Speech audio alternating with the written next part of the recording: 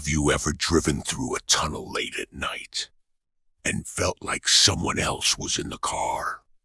There is a story about a 26-year-old Haruto was a travel YouTuber. He loved exploring abandoned places and proving that ghost stories were nothing more than myths.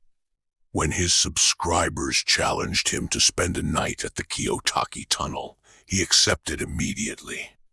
"This is going to be my biggest video yet," he laughed as he mounted his camera inside the car. Just before midnight, he arrived. The entrance looked ordinary.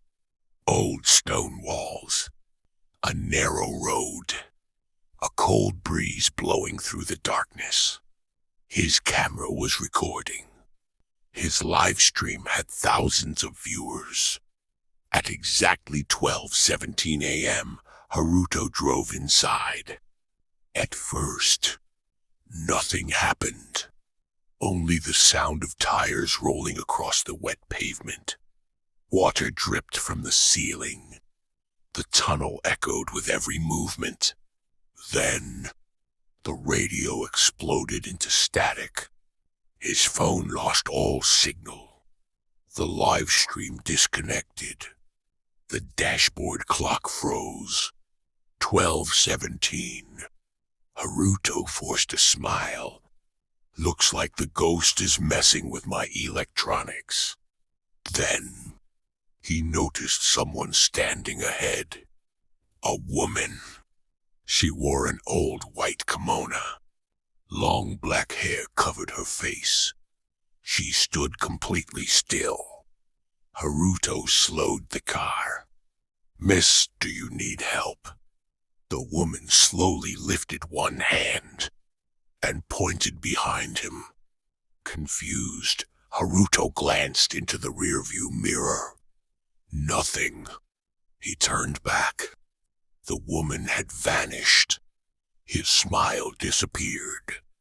A few seconds later, tap. A soft knock echoed from the roof. Then another. Tap, tap.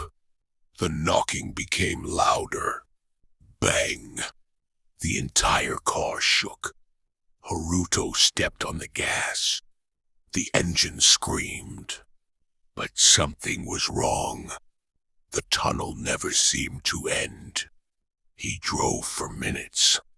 The exit remained just as far away. His breathing became faster. Sweat rolled down his face. Then, without thinking, he looked into the rearview mirror again. A woman was sitting in the back seat. She wasn't there before. Her hair slowly moved away from her face. Her skin was pale.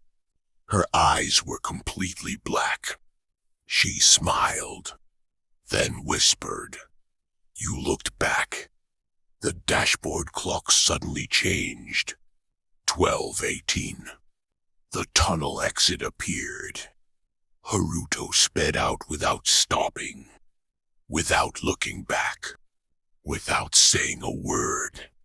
The next morning, police found Haruto's car parked outside the tunnel.